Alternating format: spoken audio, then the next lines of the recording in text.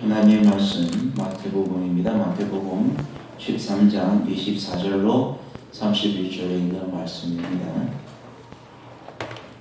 마태복음 13장입니다.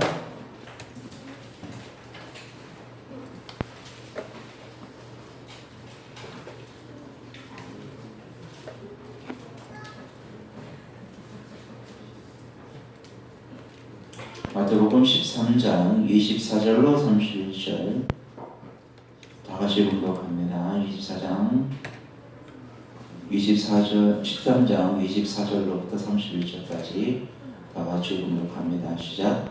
예수께서 그들 앞에 또 비유를 베풀어 가사대 천국은 좋은 씨를 제밭에 뿌린 사람과 같으니 사람들이 잘 때에 그 원수가 와서 곡식 가운데 가라지를 덧뿌리고 갔더니 싹이 나고 결실할 때에 가라지도 보이거늘 집주인의 종들이 와서 말하되 주여 밭에 좋은 씨를 심지 아니하였나이까.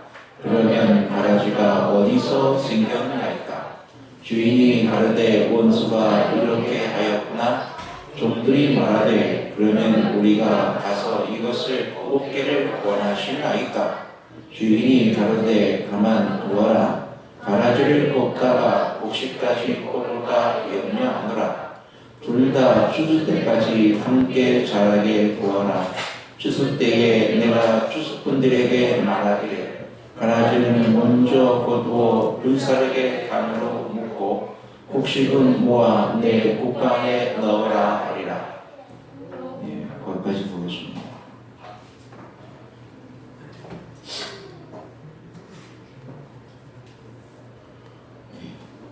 오늘 참 광고 말씀 먼저 드립니다. 김현수 장로님 가정이 사만 나홀을 이사를 해가지고 오늘 입주 예배를 드린다고 합니다. 오후 2시에 입주 예배 드린다고 하니까요. 많이 참여해 주시고 축하해 주시기를 바랍니다.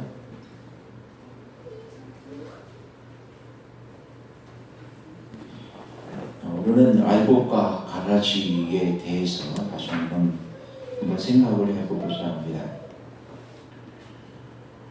신물교원 71페이지에 보면은 사단은 교회 안에 예수님을 믿는다고 공언하면서 그의 품성을 부정하는 사람들을 들여보내서 그들로 하나님께 욕을 돌리고 구원의 사업을 그를 나타내며 영혼들을 의태롭게 만든다라고 말하고 있습니다.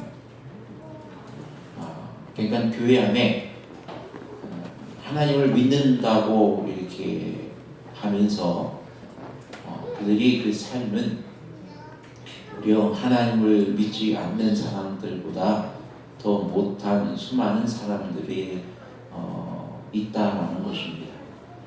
그런 사람들은 누가 들여보냈다고요? 예?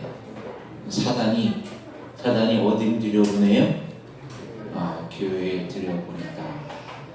그러고 보면은 이 교회에 다 하나님이 선택한 백성이만 있는 것이 아니라 누구도 있다는 얘기예요. 예? 사단이 들여보낸 사람도 있다는 얘기예요. 참 무서운 사실입니다. 또 우리 중에는 알곡이 있는 반면에 또한 뭐도 있다고요? 가라지도 있다고 하는 것입니다.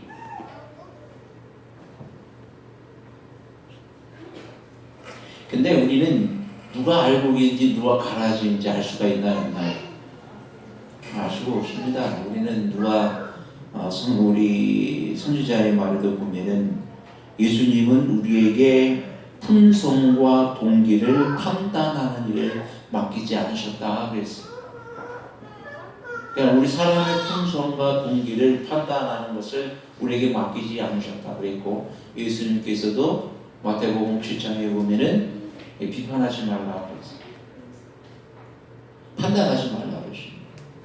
즉 사람을 판단하고 또 사람에 대해서 모든 것을 아시는 분은 누구시라고요? 하나님 한 분이시라고요.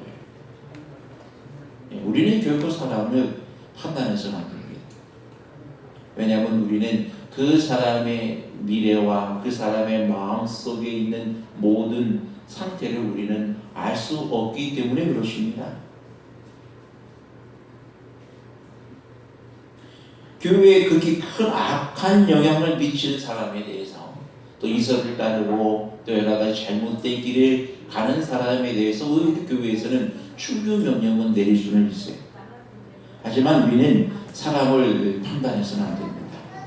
어떤 사람이 저 사람은 영원히 구원을 못 받은 사람이야 라든지, 또 저 사람은 도무지 회복할 수 없는 사람이야 라든지, 또 저 사람은 나쁜 사람이야, 또 저 사람 가까이서 안 될 사람이야 라고 이런 식으로 사람을 판단하거나 사람을 우리가 잘못 칭치해서는 안 된다는 것입니다. 또 우리가 예전에 어떤 사람이 한 잘못을 했다고 해서 그 잘못을 그 꼬리뼈가 평생 따라다니게 해서는 안 됩니다. 그 사람이 어떤 예수님께서도 이 사람이 이 용서라고 하는 것은 예수님께서 분명 우리에게 말씀해 주시는 것은 뭐예요? 그 죄를 잊어버리시는 거예요. 예수님은 우리 죄를 용서하시면 다시 기억함이 없어요. 제 옛날에 어떤 무슨 일을 한 애야 라고 그렇게 말씀하지 않으십니다.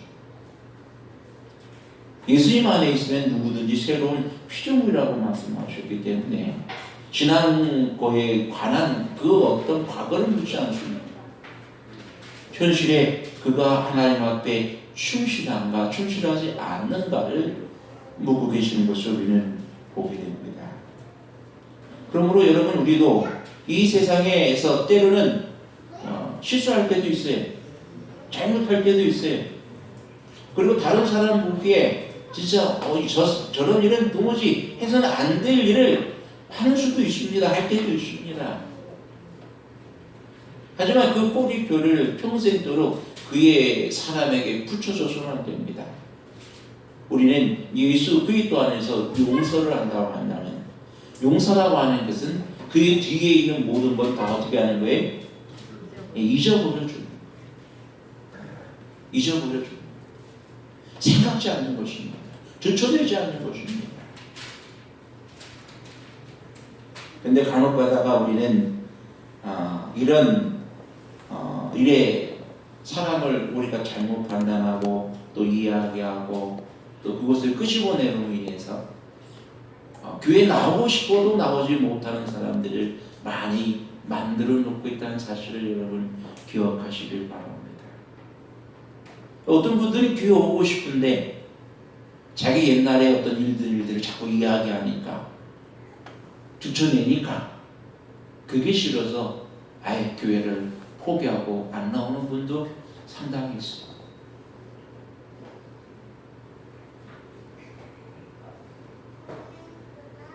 그러므로 여러분, 오늘 우리는 사람을 판단하거나 비판하거나 또 저 사람은 진짜 가라지와 같다든지 저 사람은 도무지 알고 보리 여물 수 없는 사람이라든지 이렇게 우리가 서로 사람을 판단하고 비판하는 일들, 실수를 해서는 결코 아니 될 것입니다. 신물교원 72페이지에 보면 이렇게 말씀하고 있습니다. 자기 자신이 그리스도인이라고 생각하는 많은 사람들이 결국에는 부족하다는 사실이 드러날 것이다. 이웃 사람들의 생각에 전혀 천국에 들어가지 못할 것 같이 보이던 사람들 중에 많은 사람들이 천국에 들어가게 될 것이다. 사람은 외모로 판단하지만 하나님께서는 마음을 보시고 판단하신다. 그렇습니다. 저 사람은 전혀 우리 생각에 하늘에는 적합하지 않은 사람이라고 생각할지는 모르지만 그런 사람 중에 많은 사람들이 오히려 어디에 들어가 있다고요? 하늘에 들어가 있다.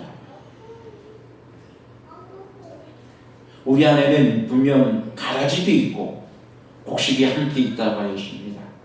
마지막 때까지, 주님 오실 때까지 가라지와 곡식은 함께 자라고 함께 거한다고 했습니다.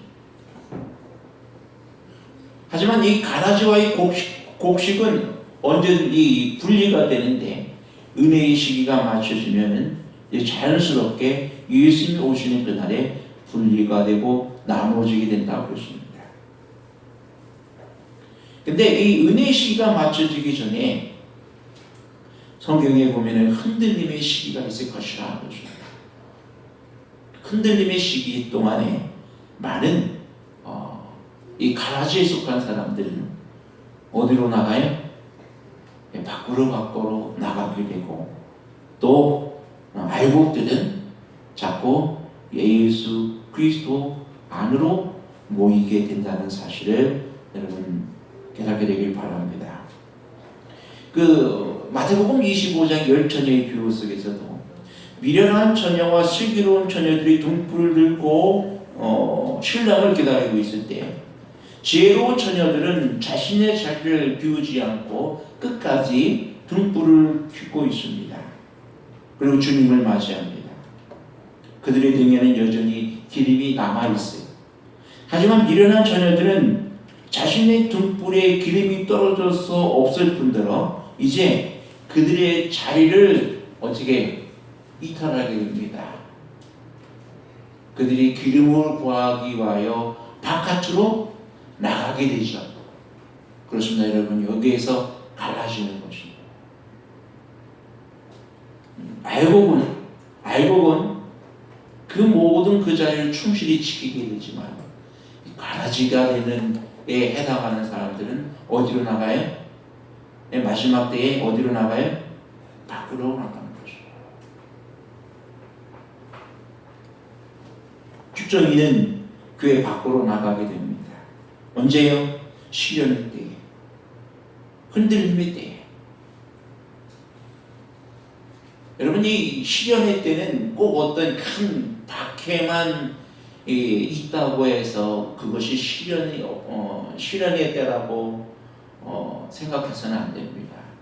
이 사단은 옛날에 경험해 봐서 알아요.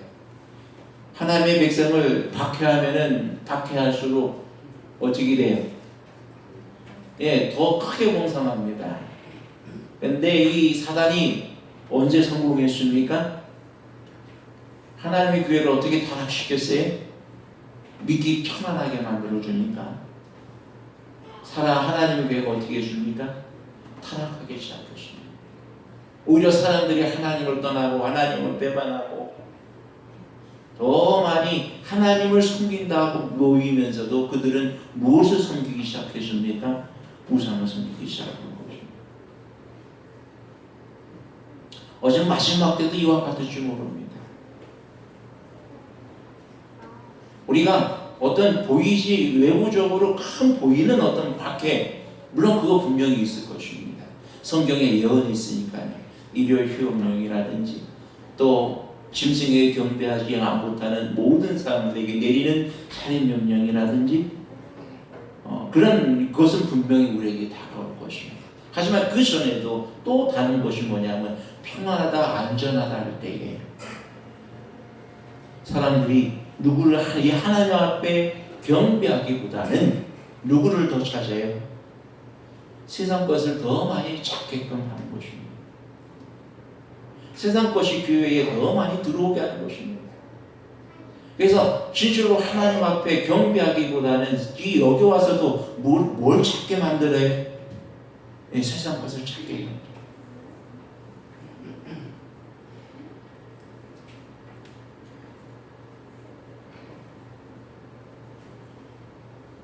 지금은 우리가 마음 편하게 하나님의 법을 지킬 수가 있어요. 또 우리가 기쁨으로 안식일을 지킬 수가 있습니다. 또 이것을 아직 법으로 반대하지는 않아요. 하지만 어느 순간 사람들의 마음속에 우리가 이 코로나를 통해서도 보면은 많은 사람들이 또 대개 어떤 사람들은 이 코로나로 인해서 이 교회에 오는 것을 오히려 더 불편해하는 사람들도 있어요.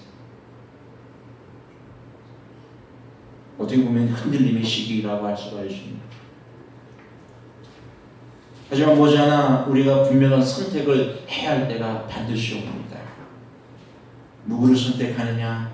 하나님을 선택하느냐? 아니면 나의 삶의 평안을 더 선택하느냐? 예수님께서 이 비유를 말씀해 주시는 교훈은 남을 판단하고 정죄하는 것이 아니라 스스로의 부족을 느끼고 겸손하는 것입니다. 우리가 보았듯이 여러분, 이 눈에 낯이 벼가 자라고 익숙해지면 어떻게 해요? 벼는 잘 익은 벼는 어떻게 합니까? 고개를 숙이는데 이 쭉저기는 어떻게 합니까? 예, 아주 보기 쉽게 막 쭉쭉쭉 올라오지 않아요. 예. 알곡은 익으면 익을수록 고개를 숙입니다. 자기에게 달려진 열매가 너무 많기 때문에 무거워서 우리 고개를 숙이는 것 같지만 그것은 예수님께서 또 다른 겸손의 모습으로 우리에게 가르쳐 주셨습니다. 사람은 그의 머릿속에 많이 듣고 또 그가 많은 영혼들을 책임지면 책임질수록 어떻게 된다는 거에 겸손해진다는 것입니다. 섬길 것입니다. 근데 뭘 좀 했다고 해서 이렇게 쫙 자신을 나타내기 위해서 이렇게 딱 교만해진다고 한다면 그것은 바로 뭐와 같아? 축전이와 같은 것입니다. 또 예수 그리스도가 그의 마음에 없다는 사실입니다. 예수님이 그의 마음에 있는 사람은 예수님께서 자신을 비우신 것처럼 그 자신도 비우게 된다는 사실입니다. 예수님이 자기 자신을 비우시고 자기 몸을 낮추신 것처럼 진정 예수님이 그 마음에 있는 사람은 결코 자기 자신을 드러내기보다는 자기 자신을 끝까지 낮추고 비우는 사람이 된다는 사실을 여러분 확신하게 되기를 간절히 바랍니다. 그래서 경건의 모양을 가장한 죄인들이 한동안 참된 그리스도의 제자들과 섞여서 외형상 기독교인으로 간주되어 많은 사람을 속이고 있지만 이 세상의 주술대가 이르면 선한 자와 악한 자 사이에 현저한 차이점이 드러나게 될 것이다 라고 말하고 있습니다. 그때에는 사람들이 교회하고는 연합하였으나 그리스도와 연합하지 않은 자들이 명백하게 드러날 것이다. 여기에 알곡과 이 쭉정이의 차이점이 바로 여기에 나타나 있습니다. 알곡은 누구하고 연합해 있어요? 예수 그리스도와 연합해 있는 것입니다. 예수 그리스도와 함께하고 있는 것입니다. 근데 쭉정이는 그 안에 누가 없다는 얘기예요? 결코 예수 그리스도의 모습이 그 안에 들어있지 않다라는 말씀하고 계십니다. 즉 예수님과는 전혀 연합하지 못하고 있는 상황.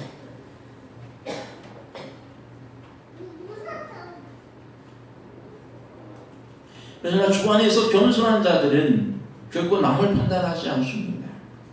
예수님 안에서 참 진리의 말씀에 순종하며 나갈 것이기 때문에 그렇습니다.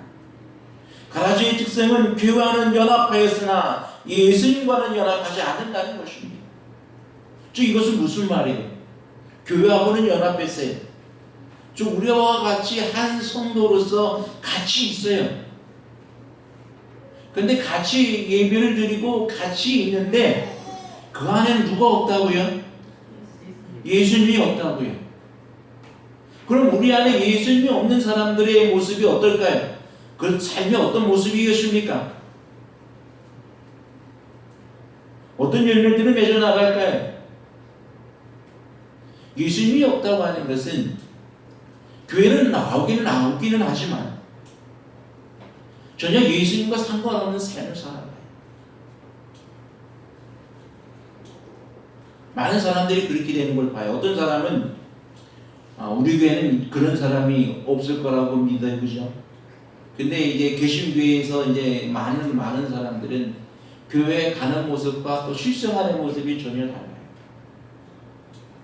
제가 전에도 한번 말씀드렸던 기억이 나오는데 육정이 아주머니가 있었어요. 싸움꾼이에요. 시장에 나오면 싸움꾼이에요. 그 아주머니 말씀은 하루에도 몇백 번 시장이 시끄러워요.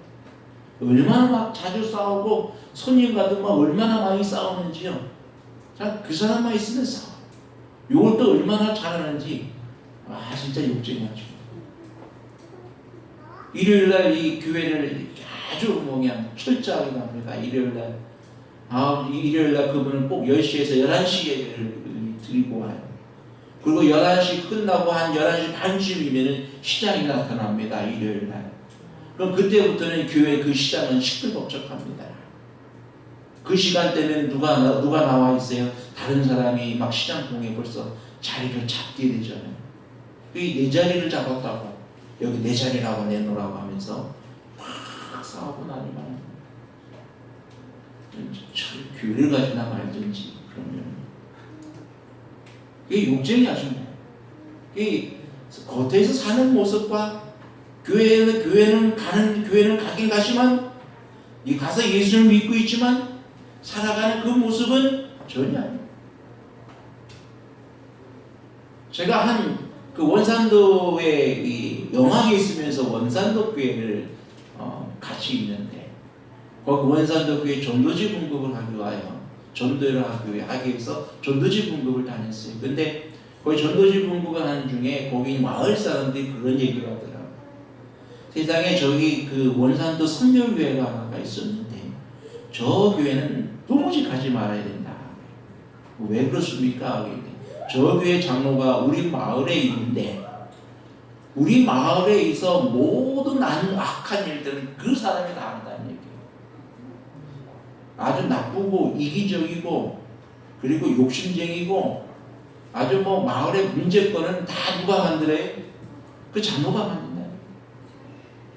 그러니 그 교회는 도무지 가면 된다 안 된다? 그 교회는 도무지 가지 마라. 근데 그 안식일 교회는 진짜 교회라 그래요. 왜 거기는 진짜 교회입니까? 했더니 그 교회 다니는 분이 진실하다. 어떻게 진실합니까? 라고 물어봤어요. 그 사람은 그 안식일을 철저하게 구별합니다. 그리고 착하다. 한 번은 그 사람이 자기네 집 수리를 하는데 이렇게 막 금요일이 저 해가 뉘어 넘어갔대요.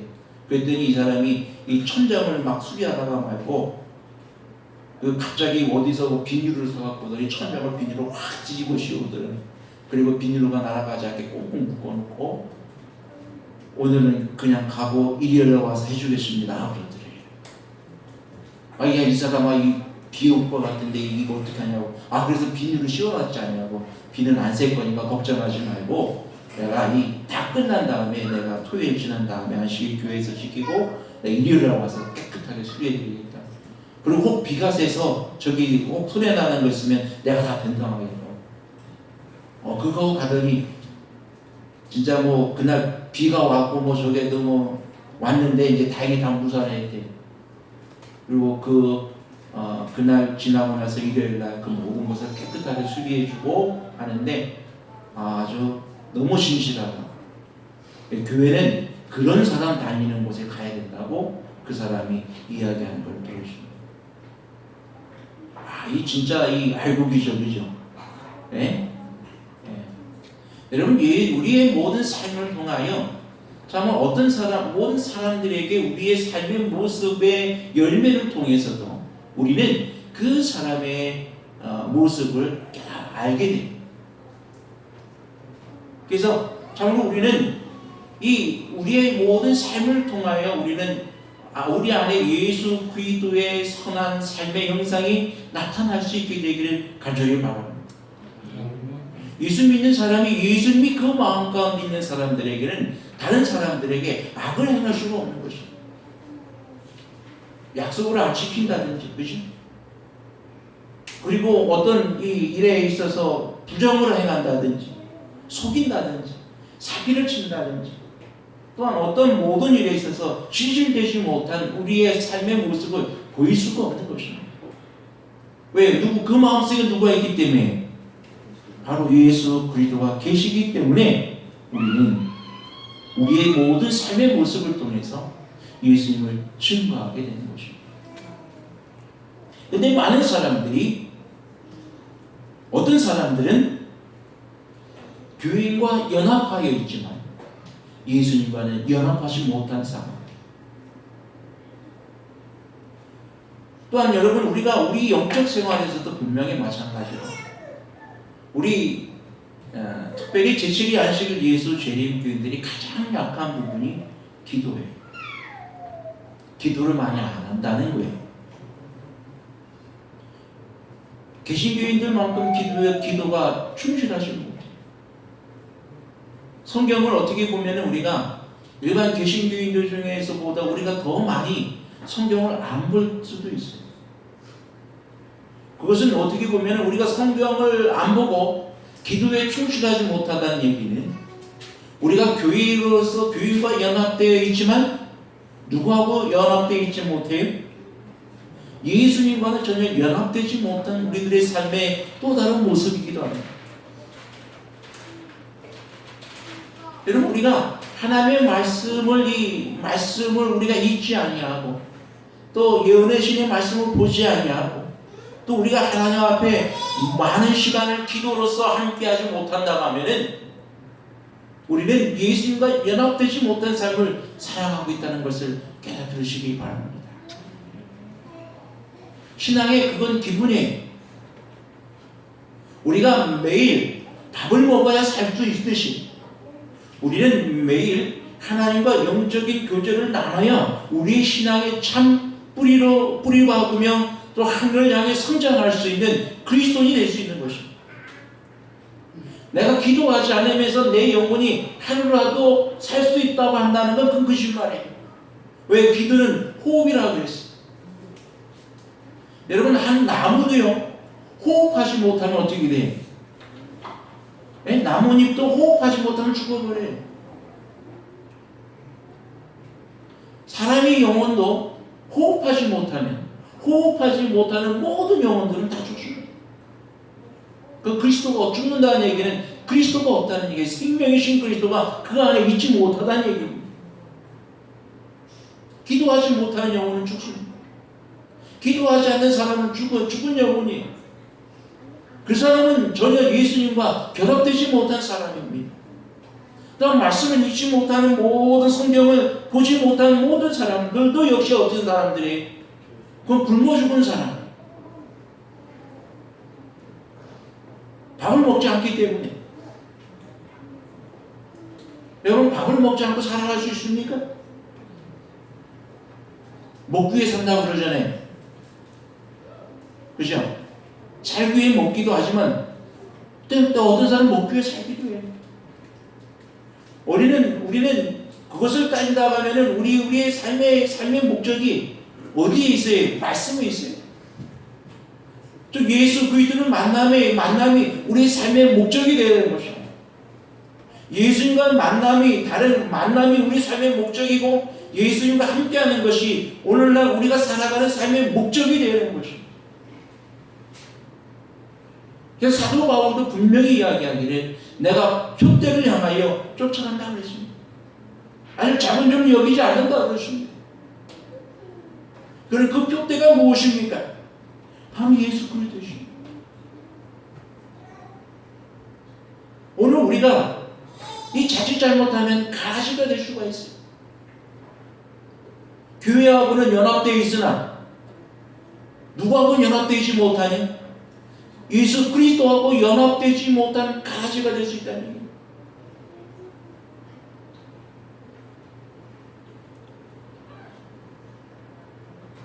여러분, 오늘 내가 예수 안에 있는 이 일이 우리의 기쁨이 되길 바랍니다.